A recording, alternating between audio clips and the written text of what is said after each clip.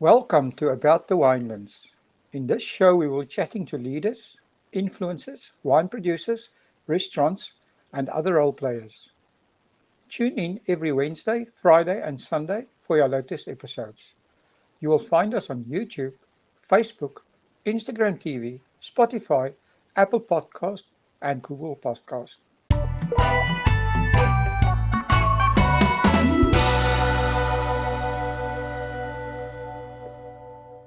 Hi, everyone, and welcome back to About the Winelands. Today I'm speaking to Fred Hart. Fred Hart is from Uncork SA. Welcome, Fred, to About the Winelands. Cheers. Well, thanks very much. Great to be here. No, it's my pleasure. How are you coping with this whole locked in scenario?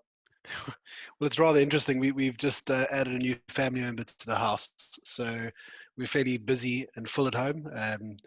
Two kids and a newborn, and yeah, and managing thankfully to continue working new space. So busy. Obviously, very daunting to know that we might be running out of wine. Although I think I Oh, might still be safe for a couple of years or so. oh, that might be. I mean, I just thought we have an impending disaster coming on, but I'm glad to hear that. So, talking about the wine, tell us a bit about yourself, your background, and how you became involved with the wine industry. Cool. Yes, well, and I'm born and bred Durban, which is kind of the antithesis, I suppose, of premium wine and all things fine. Um, Born and bred Durban, can't surf to save my life. I can fall off a surfboard like you can't believe, but certainly not one you can stand on. Um, Born and bred there, and I've came down to the Cape in 2012 from a career point of view, but I've always been a really big wine lover. Brought up in a family that loves wine, and like really specifically some big Cabernet and big Bordeaux blends. So as far back as I can remember, it's been a really important part of family and celebration and lifestyle. Um, Strange enough, I can actually still remember the day that my father, for the first time, said to me, "It's my chance to go with the wine steward or the sommelier and go pick a wine from the cellar myself." It's things like that which obviously drew me to this industry. That it forms such an integral part of special moments and family celebrations. And from there on, it's just been a love story, really. So you've been in the wine industry a lot. I mean, your dad was in the wine industry as well, it sounds like, or in the restaurant And so industry. my father was actually he's a medical doctor, still is practicing in Oh, Durban, just passionately in love with wine. I okay. think that he's very much been brought up in that, in the old days it was still very much acceptable to have medical reps drop off a bottle of wine to say thank you for support and service. And so many of these wines actually came from gifts from these amazing people who used to work with my father. Yeah, so we just fell in love with the product, and I think the living nature of it made it just appealing and very romantic for us as a family to enjoy together. Awesome. So Uncork SA, how did that start? So a bit of a strange one, really. I mean, I always thought that I'd never be somebody to play around too much on social media, but what I realize is that I really enjoy all of this stuff. I really enjoy what I'm doing. I enjoy consuming and appreciating fine wine and learning about it. I think that really is the most important thing. But I found my taste and appetite for all things fine was working faster than my memory. So to be honest, when I opened Uncork SA for the very first time, the intent was to really store and keep a memory bank of all the products that I enjoyed. So it wouldn't be everything I tasted; it would be the things that I thought, one day I'm going to go back and pick this up again. I'm going to stock this in my cellar, and I'm going to, keep track of what I really enjoy. And from there, it kind of just grew fairly organically. To be honest, and very unexpectedly as well. Well, how long ago did you start? It was probably three and a half years ago. Um, Okay. at that stage, I was working in the wine industry, so I had the pleasure of working with one of the largest liquor suppliers in South Africa for many years. I say many years in context, 8 or 9 years. And it was really that space where I was able to, my passion for wine and spirits was able to develop further, become more than just a sideline interest, but become something that was keenly aware of, and I wanted to further enhance my skills on. So as I kind of began from 2018, probably say 2018, the beginning of 2018, I started it. Um, and within 2 or 3 months, it started clocking up a reasonable following. And I don't think I really kept track of how many people were engaging and how many people were talking or how many people were following. It was never really that exciting for me. but it felt like other people became interested in that, and obviously it's just snowballed, and the amount of time I invest in there just really started picking up as well. So I'm interested, right? So this is now your full-time profession. It's not just a side hobby. No, so it is still very much a side hobby. I Okay. have left the liquor industry directly. I now work in the data science world and customer data science. Oh, Um, so I've left directly that space. Although what I've realized is there's still a keen interest. It has always really revolved around people. So even what I'm doing now is still in the same token. What has happened is since leaving the liquor industry, I've been able to really stretch out my wings a little bit further and uncork, and start digging deeper into the area that I'm passionate about. But that being said, it's still a sideline. What it means, I suppose, for Uncork in general is that it still remains a really 100% authentic recommendation site. well, I well, have been really fortunate to have something else that drives my income, which means that I don't, it's never really about charging or making money. It's the purpose of Uncork has never been a financial gain. It's really okay. just about indulging my own curiosity for things that are luxury. So Uncork itself, I mean, I know you've got quite a big social media following, but is it your blog is basically your real passion, right? Is that what I understand it correctly? Is that, I mean, what other places do you have, where you actually do reviews and stuff like that besides your blog? Or is your blog the main thing? Yeah, so and really, on Instagram is probably the primary presence holder of Uncork. I Hmm. suppose it was really designed that way. I found Okay. the visual appeal of Instagram good. It meant that it aligned very much to what I was trying to do with Uncork when it started developing. As I started crafting where I felt that it should go, and actually as I was guided by other people who follow and talk to me about it, there was some visual appeal in what was being presented on Cork, and more importantly, it helped to kind of declutter and kind of remove some stigma and overcomplication in the wine industry. A great visual, a quick description of wine, and a personal view on rating. People seem to respond to very well. So I tried a few different avenues in the beginning. I tried to play a bit more on Facebook for a while, and I toyed around on Twitter. And whilst there's presence on both, what I'm finding is, I don't get to decide myself where Uncork goes. There's a community that choose Yeah. where it goes to by how they engage with the content, and the more they like and talk and want to explore different areas, the easier it is for me to understand. And I love the fact that it is very much a community, and I've almost love the idea that social media is not it's not just about sitting behind a screen and being a separate person. There's a very social element attached to it, and people sometimes forget that. Yeah, social media gets a bad rap because people don't understand it, but it's just a platform for distributing content. Whether you're phoning people or doing it on social media or talking to people over a glass of wine, it's exactly the same thing. It's engagement, right? And if you're Yeah, engaging, your platform works. And like you said, the platform is decided by where people want to engage. And yeah, absolutely. we're finding in our business that, I mean, although I think most of your big wine estates and stuff, their Facebook presence are still bigger than the Instagram presence. That's changing, and worldwide, your social media presence is slowly moving over. Actually, not slowly; it's fast moving away from Facebook to Instagram. And Yeah.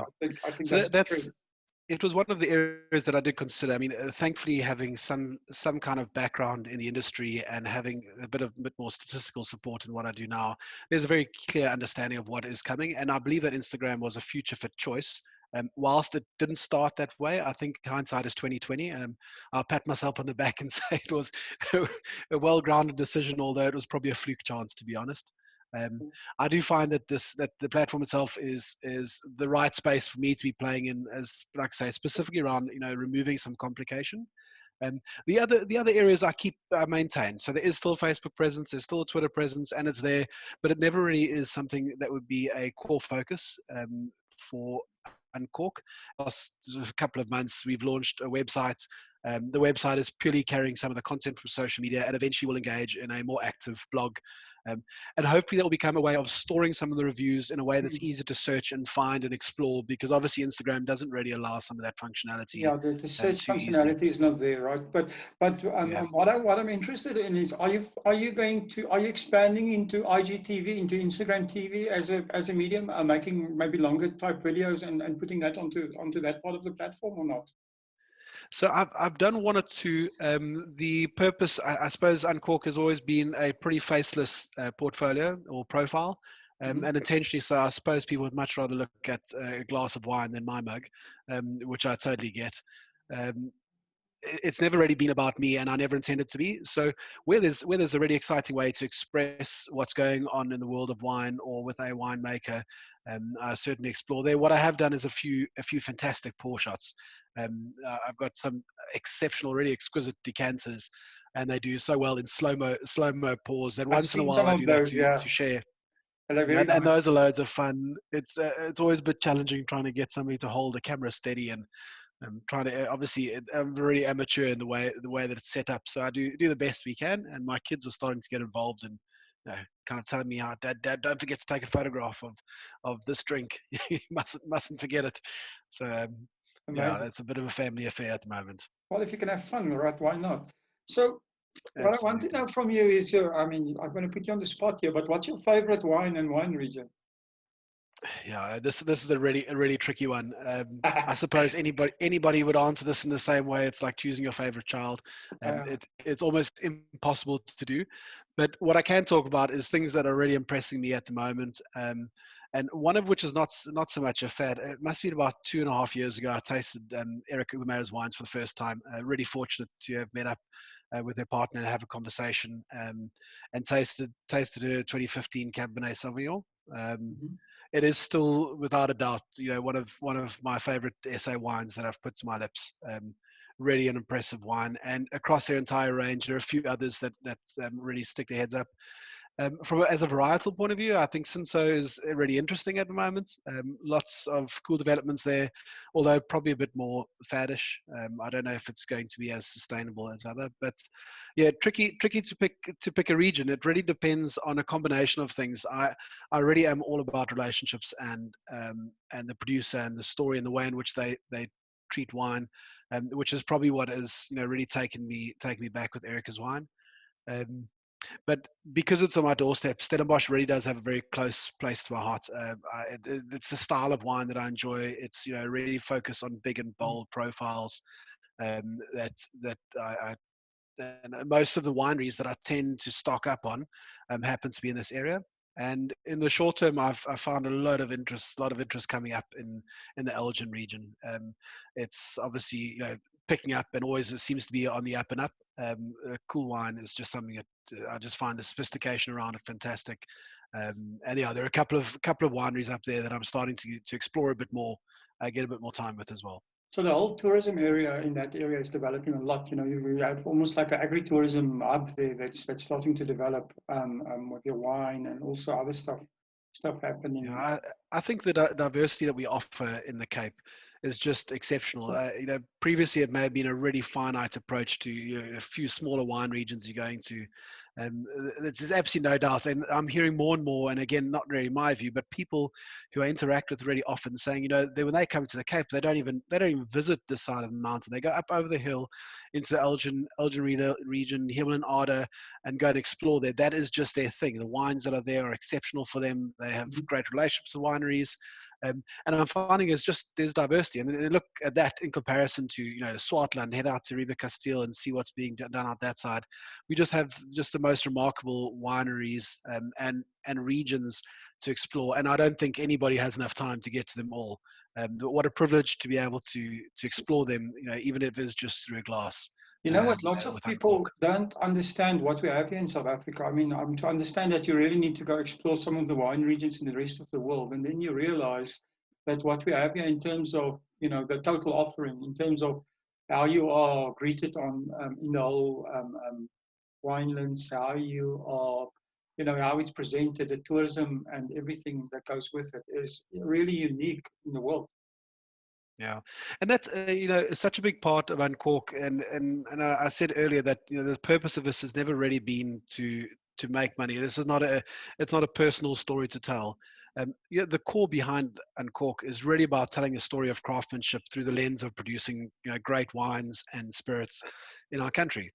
It's all about talking about people who are doing exceptional things or making exceptional things, and my only hope is that it inspires somebody get in a plane and fly here, or get in a car and get out and go and see a winery and taste something unique. Just try something different. Obviously, when it's again possible. I hope that in some way, if there's one or two people inspired to do that, it feels like it could be a win for Uncork and hopefully for the wine industry. Do you ever get the wanderlust to actually also maybe do the opposite? You yourself getting on a plane and flying to other wine regions of the world and writing about them a bit, or is this not really something you're interested in? Uh, Absolutely, and I've been really fortunate to have sample wines sent from a few other countries. Some really interesting stuff, and some not always so great. Looking just for a favourable review, I'd say. Um, I had the privilege was it last year to travel through to Bordeaux and spend a bit of time over a couple of days exploring. It also is never really enough to explore the entire region. And Yeah. coupled with that, I actually spent a week or so in Scotland wandering through some of the whiskey distilleries as well. So, yeah, and there's no doubt those are absolutely wonderful trips. I think they tend to be once in a lifetime trips, particularly with family. When we go on holiday, we head east to Indonesia and find ourselves on a beach really quietly sipping back on something a little less sophisticated. Okay, awesome. So one of the things is Fred, obviously, Uncork is almost, becoming like a influencer in the wine industry. So I would think that sometimes it's to a winery's advantage if you can write something about them or review them or whatever. So if somebody's listening from a wine estate and they want to get your attention, how did they get you to actually drive a bit further than Stellenbosch maybe, or maybe go to a place you haven't been to and get your attention to come to, taste the wines and write something about it? I think the first thing I almost cringe at They don't have to the bribe you, word influencer. I know exactly why it exists and how it's worked. The starting point is I hope that wineries see it as a channel. This is just another space that you can use to market your brand. And please, I have great friends who are involved in social media, and they work this as a career. I hope they see this as a valuable channel that doesn't have cost attached to it in real terms. Pick up the phone. My number's on most of the social media channels. There's an email address online, drinks@uncork.co.za, being an email address, or through any of DM me on Instagram is probably the easiest way to get it, really. Um, Send a message, start a conversation. What I can tell you, what you're not going to get sent back to you is a rate card and a generic response that says how to get. This is supposed to be a way for hopefully allowing me to explore more of the winelands. Um, and hopefully for yourself a way of getting your products exposed to more people. There obviously is one or two caveats to it.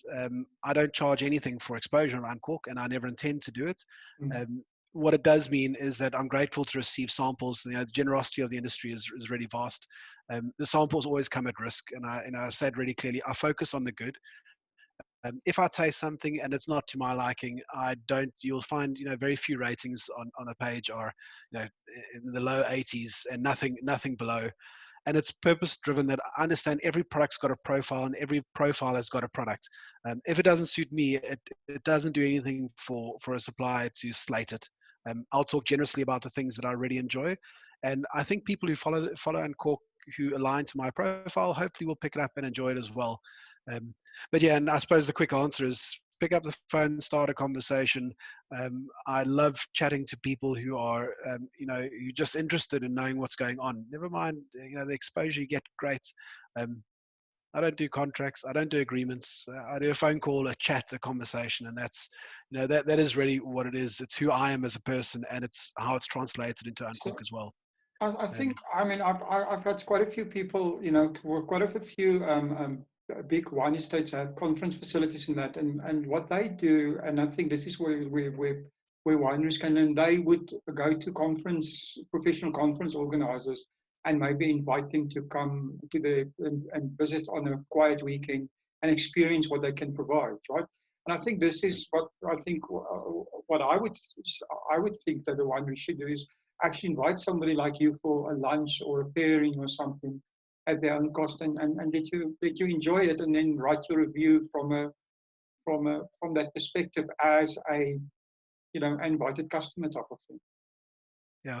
So in many of the cases, that's how it does translate with Uncork. So the ability to get out to a winery, I don't necessarily always plan very well in advance. Well, as you would have you would have seen, being at the mercy of all these children and a really busy work life. I'm sometimes and I'm able to kind of plan weeks or months in advance. But that being said, we've had some really good experiences. I remember in a trip to Franschhoek where we were really blown away, and thankfully as a family, I think this journey is a personal one, but the impact is felt on a family who, I'm conscious of what it does to them if I'm running about tasting wonderful wines all over and they don't get to be a part of it. So I ask for anybody who's interested, be considerate of what the lifestyle it creates on the side, not just of myself, but anybody you're reaching out to. Um, I suppose that is why some others may ask for financial support, because it kind of replicates, it's part and parcel of what they do for a living. Um, the the ask is, reach out, let's chat, and I'm fairly open and honest about what I can and can't do. Where it's possible to involve family, and in some cases there's some wineries that it just is not, and that's also okay. Um, and the last part, the other part, which is really really exciting, is that about 4 months ago we opened up a donation site on PayPal, which is really, it's not so much directed at producers, it's a combination of producers and followers, Okay. and it's called Buy Uncork a Drink. It's a really small entity. It's like a kind of a $5.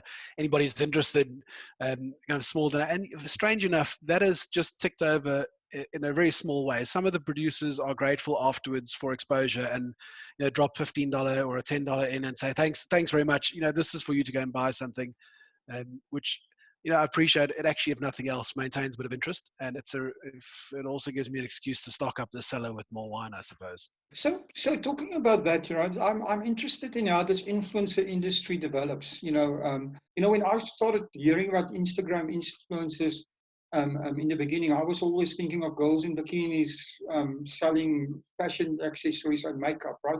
But with this type of thing, you can't just rely on images and stuff like that. Surely you have to provide some value. So if you had to give somebody that wanted to become an influencer some advice, what would you say?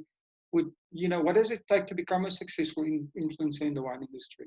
Cool. So, and I think the starting thing is just pick anything that you're passionate about. So, um, be it wine or natural wine or a specific region, or focus on South African wine, focus on a style of wine or what you're trying to track. The starting point is, if you're not passionate about wine, don't start here at all. And it seems maybe like a bit of a negative statement, but it's really difficult to. There are loads of people who come in and try and leave, and often the case is that you have to be so passionate about it that you almost can't stop. So there's maybe the first thing is, if you pick the thing you're passionate about. If that is wine, fantastic. What a pleasure to have a new influencer on board. The second thing is, try to understand what your purpose is. So once you know that wine is definitely your passion, what is the purpose of what you're trying to do? Are you trying to bring new people, young people into drinking wine? Are you trying to demystify some of the complexities that are created around wine, get people to try new or different varietals or strange regions?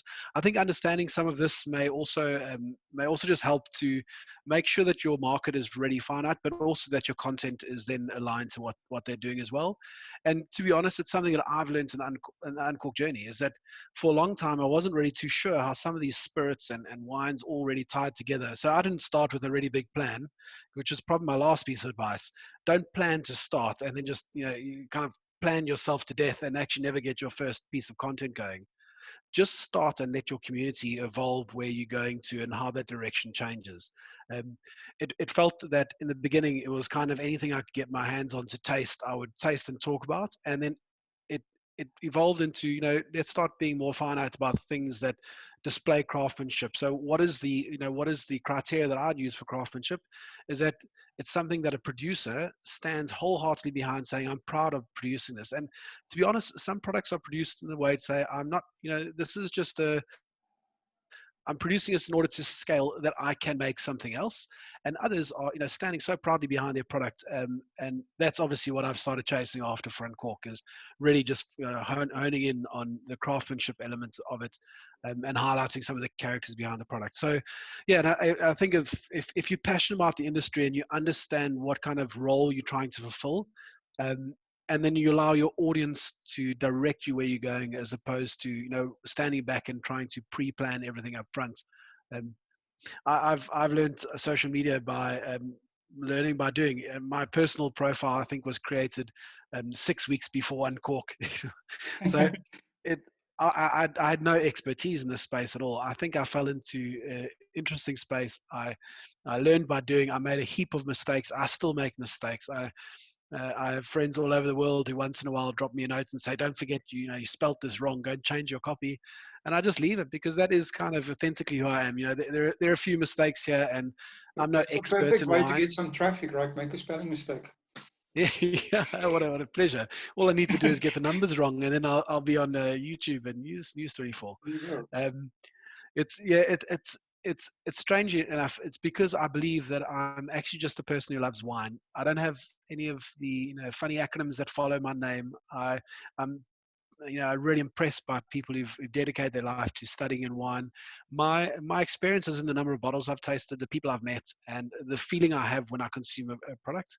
Um, Now I have some structure behind how I taste and rate product, but it's certainly I wouldn't put myself up against a Greg Sherwood or these super effective reviewers and say I'm on their level. I certainly am not. But learning by doing. That's really So as I like how I've that grown with idea of, Uncork. just do it, because obviously with wine there's no downside. If you just taste it, there's no downside to this. But the other thing is that, what makes me excited about what you're saying is the whole Winelands and the story of wine and everything. It's a storytelling journey, and it seems to me that there are not enough people telling the story of the Winelands, and a lot of those stories actually go by the wayside. And it's great that somebody is more interested in the people and the story and the experiences rather than all the technicalities, because that's covered so many times.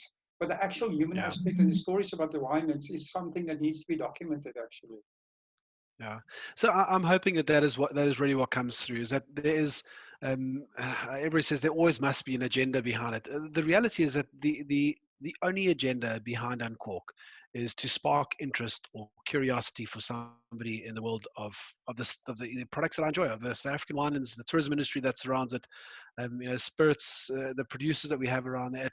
It is so appealing to me that I just want other people to know about it. I feel like I'm walking around tapping people's shoulders saying, "Don't forget to look at how amazing this stuff is. Taste our product, buy our product, put it in your cellar." And I bet you now all those people are saying, "I wish I'd listened to Uncork. I should have bought all this wine and put it in my cellar," because I'm sure they're going dry. Exactly. And now you're coming to the the important thing. So, I mean, the coronavirus has forced basically everyone to rethink their business models, right? So, do you have any changes or new ideas in mind, or maybe even for wine producers? I mean, if not for Uncork itself, what are your thoughts about this, the industry, the marketing, your own business? Just you must have been thinking about all of this while sitting there sipping your. Yeah, at least you have a stash that you can sip, right? So that's right. Yeah, absolutely. Yeah, there's no doubt this has shaken the industry completely. I'm of the opinion that in some of the decisions made are going to really have detrimental effects on the businesses, beyond just wineries, right through the value chain, in the hospitality industry, and all. I think what it is going to do is it's going to start propping up a few opportunities for people to really start partnering where there's mutual benefit interests.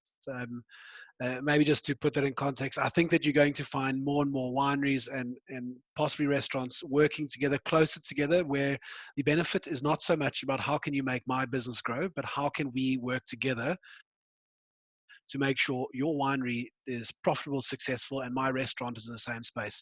Mm. And I really am hoping that that is going to be something that is the fruit that comes out of all the pain that we're going through now.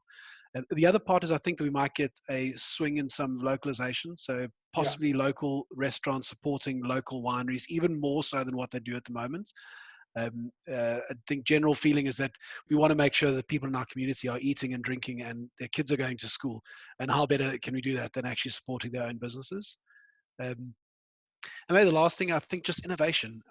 It's for me amazing to watch all of these digital wine tastings, and it's not just here. I mean, winemakers doing tastings across the globe of their product as it's available. Some winemakers are only able to do that because their wines aren't obviously being able to be sold locally.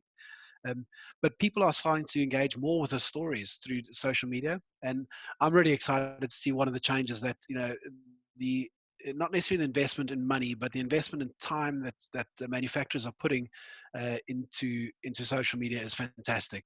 Because this isn't a money area. Spending more money in social media is not the answer. Spending more time is, and I'm glad to see that that's where it's going to. More winemakers have been on social media that I've seen in the last 3 weeks than I've probably seen since the start of Uncork. And it's probably a bit uncomfortable at first, but I think that after 3 weeks of doing it, they seem to be really comfortable in front of a camera and understanding which angles work well and which ones don't. I think that's right, and I think also that I think the next step beyond that is that people will see that people want to consume online content. Like you say, Mm. it's not about spending money; it's about creating engaging content in stories. But also, I think another area that's not been tapped yet is actual education. I think people will be hungry to learn more, and it's easy to learn this type of stuff. With I think online courses and that type of stuff in the wine industry is also going to grow.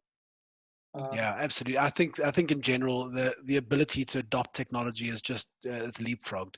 Um, mm, there's sometimes at the moment we're just not presented with any alternatives. So what you do with spare time if you're at home and you're not able to work, and you're passionate about this industry, you log onto the internet and you find something to read about, a new article.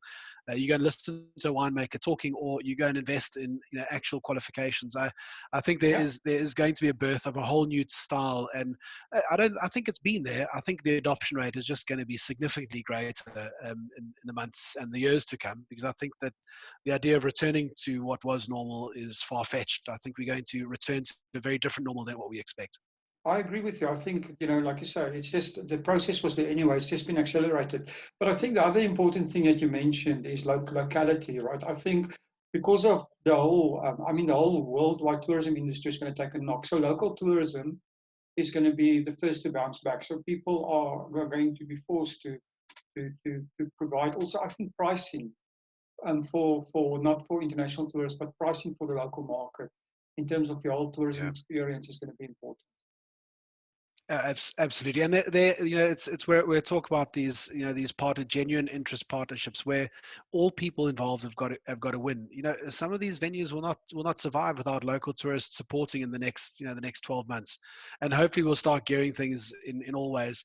But for a restaurant to do that, for a hospitality establishment to do that, they also need the support of the really right at the supply chain. Who's Mm. providing them what product, and what role are they playing to make it more effective as well. So it is this genuine this partnership that needs to be created, and I'm hoping that this is one of the areas that I hope Uncork will benefit, and certainly start focusing on, is the role that we can play in making sure people are aware of where there is where there are companies that are struggling, where there are companies that are succeeding, what kind of partnership opportunities exist, and what role people can play in joining together.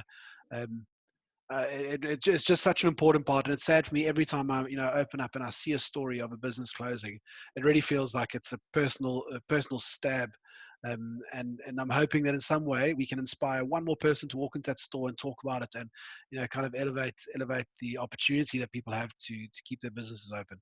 I totally agree with you. So your vision for Uncork after all of this and going forward, where do you see yourself going and growing with this?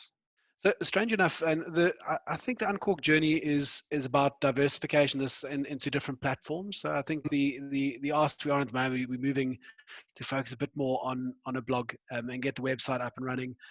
I've also started expanding out a little bit outside of Uncork. So I've started a new page called Crafted in Africa. Um, Actually, funny enough, around about the start of lockdown, I've realized that some products don't naturally fit into the Uncork world, which really is tending towards focus on premium wine and spirits sporadically. Craft in Africa is really honing in specifically on products that are produced locally only. It tends away from sophistication of wine and talks to probably a younger audience, and also refers to quite a big focus on the craft brewing industry, which I think is really in a really tough state I think at the moment, not necessarily battling through some scale.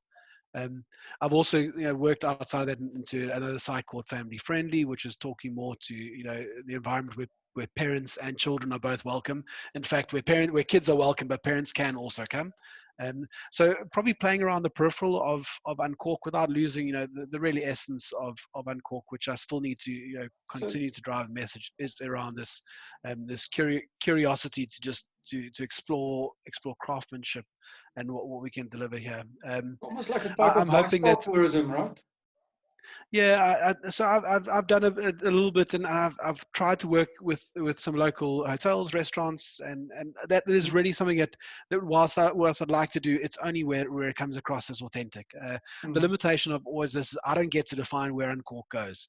I talk about the ideas in my mind, but the reason why Craft in Africa has popped up as a sideline is that whilst I've tried to explore different passions through Uncork, the reality is the community who follow Uncork um, have clearly called that that's not, it doesn't fit into what they want to see, and therefore it helps to branch out elsewhere. And I'm excited about that because because there's no agenda personally, it allows me um, to really explore what people want and deliver that. But yeah, I am kind of hoping that in the really long term, this may be a space for me to fall back on in later on in life and expand more to how I can use this to focus on tourism. At the moment, like anybody who reaches out and asks for advice, which winery should I go and see, which region I'm coming to South Africa, can you please give me an itinerary of what I need to do? I'm here for 3 weeks. Um, it's a really daunting task, but mm. it's lovely. And if just to be able to chat to them at this stage, it's purely to help somebody out. Who knows? Maybe in 15 years' time, I'm going to need to rely a bit more on Uncork for different kind of means. At this stage, it's a passion, it's a hobby. I hope to live it out as best as I can, and I hope just to bring more people on board who want to learn more about our product. Um, Oh, awesome. So mm. tell me your wine journey. Let me ask you this. What is the most important thing you learned from your wine journey so far? um, so you spoke about stories earlier. I'd go one step further. That the the most important aspect um, of any journey that I've been on, both wine and spirits, has been revolved purely around relationships. And I can't express this enough. It may be more what I've learned in the social media world than wine, but it translates really closely into what I've done with Uncork. Um, it is all about relationships. I've seen really big businesses make offers of almost obscene amounts just for exposure. We'll send you this, and we'll send you this is what we pay for it, and you either take it or leave it. And the response is always from us, I leave it. I have no interest whatsoever in doing this. What I've worked with from the start is um, a producer picks up the phone or drops me a DM and says, hey, yeah, have you heard of our product? Are you interested in trying it? We'd love you to come out to the estate if you can. If not, can you give us an address to send through a sample? Um, these and it doesn't end there. If I do taste, I actually want to hear from them. I want to hear what they thought about the wine, what they thought about the vintage. And when I say it all revolves around relationship, it's because it is impossible to unlock that story without a true relationship. True. The story that you get is a marketing story unless it's told by somebody who's intimately involved with it. And I think there's nothing better for me than hearing Batu talk about Alto, about a specific vintage and how he remembers how hot it was for walking up and down through the vineyards. There's nothing. Yes, you can read about the rainfall in that year, and somebody will tell you statistically whether it was a hotter or a colder year than the other. Um, but walking through the vineyard, talking to him about it or hearing him talk about it, it just fundamentally changes the experience. And that's when you actually live the story. The story is translated from something written down to something that you feel. And so, actually it's really advice, I'd say, to people who are toying around with exploring social media as a brand is don't be fooled into the idea of thinking that you just pushing content out and hoping it's going to get consumed like a TV advert.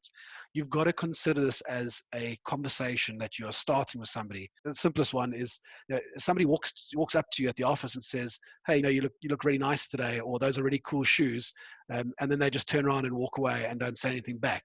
For me, social media is sometimes interpreted, particularly in bigger brands, sadly, that's how it's lived out. Put out a wonderful advert of beautiful imagery and the most, a huge expense put into how to make a product presentable. And then I watch people commenting and saying, "Hey, this looks absolutely amazing. Where is the estate?" And months go by and nobody Then there's responds no to it. answer. Like, you've just had all the options. You spend all of this money and effort getting people there that love what you're doing. And then when they talk to you, you turning your back and ignoring them. It feels to me like it's one of those old high school movies, and it's the quarterback turning around and walking away from somebody talking. It just feels that you've missed all, like, what social media, the heart of it really is.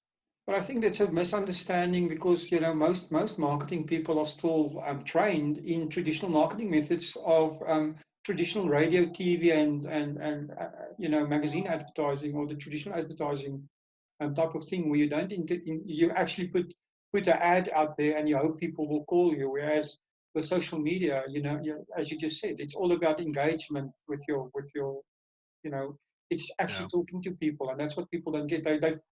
They focus on the media part instead of the social part. Absolutely. And the more premium your product, um, the less important I'd say it is to focus on the metric. Correct. It's one of the areas that we often see, like, these statistics come through about the engagement percentage rates, and yes, those are really important. I suppose you have to consider them, and they are important to know, particularly if you're spending money in this space. What you're getting back for it. But if you're an ultra premium wine, and I say you're selling a bottle of wine for 600 rand a bottle, Mm. you don't need to have 3,000 people seeing your advert and 1,000 responding to it and commenting on your post. What you need somebody who absolutely loves what you're doing, who's engaging with you consistently, and you know what, they're willing to put in the money to go and pick up your product and buy it. You need to focus on which one of those engagements out of all of the pools that come in, which are the ones that are really critically important. Um, and the only way to do that is to respond to the conversation. And yeah, I agree with you about the traditional Well, media components. I think so many people are trained on the old school way of marketing, and please, it's been really successful. And I've got to say, there's some wineries that have taken to the social media piece exceptionally well.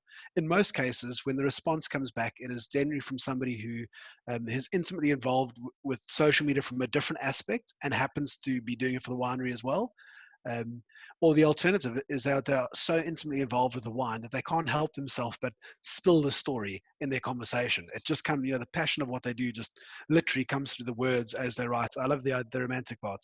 I totally agree with what you're saying. It's the difference between having a sales orientation and having and building a long-term viable brand and loving your brand. And ultimately, if you want it to work, I will put money on it that where it works is where the owners of the farm or the owners of the estate are personally involved because they love their brand. Absolutely.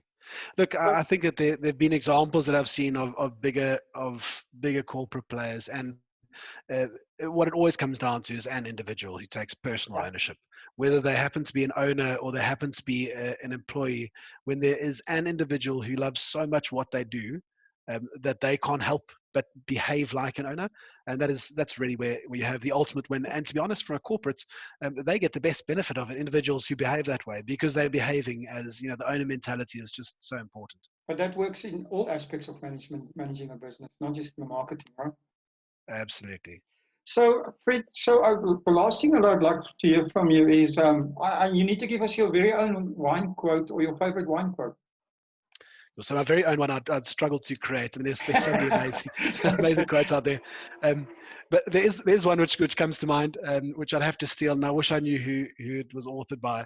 Um, but it taps on two things which are really important to me. So yeah, it goes like this: right? Wine is a little like love. When the right one comes along, you'll definitely know it. That is a very good. I actually love that one. I haven't heard it before. So it sounds like something that Mark Twain would say. But Yeah, it's it perfect, does right? sound like it's come straight out of a poet's Yeah. mouth, right?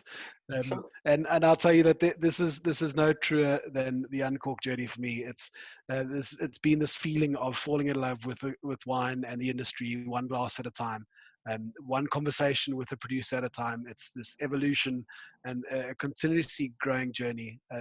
I feel really privileged to have been a part of of what this how this has developed. And yeah, I just hope that there are wineries out there that are benefiting from it. And those that would like to benefit or feel they could benefit, please reach out, have a chat.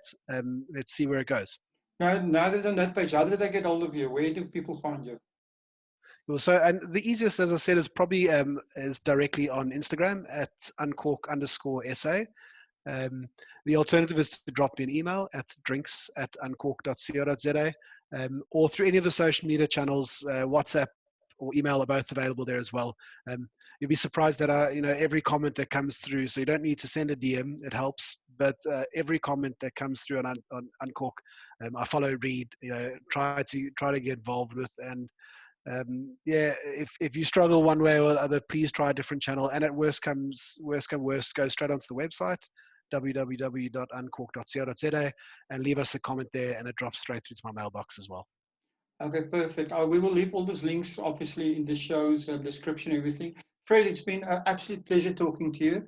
Thanks for spending the Awesome. Well, time. I know you are a busy family man, so I appreciate it, and thank you. awesome. Well, and thank you very much for what you do for the industry and the people that are involved with it as well. It's a pleasure to be invited, and certainly a privilege to be a part of your journey as well. Thank you. Thank you for supporting our show. If you would like to get more exposure for your business, please have a look at our sponsorship options. Thanks again for supporting About the Winelands. Please follow us on YouTube and on our social media channels. All details and links are in the description.